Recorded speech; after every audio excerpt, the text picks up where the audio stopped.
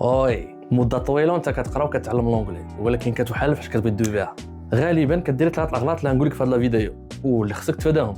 شوف، ما كاينش حاجه سميتها bad at languages، ولكن كاين حاجه سميتها bad methods. الغلط الاول translating in your head.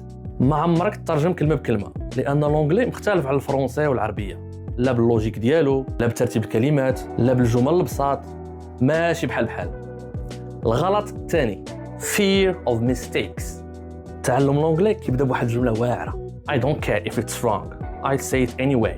انك تغلط راه عادي، دخلها لراسك ومابقاش تفكر بزاف.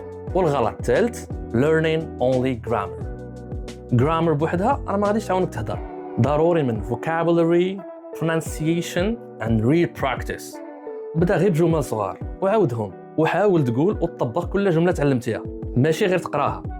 شوف، مازال جايين بزاف فيديوهات لا تستافد منهم، دير فولو باش ما تزقلهمش. باتم ولا ماشي باتم؟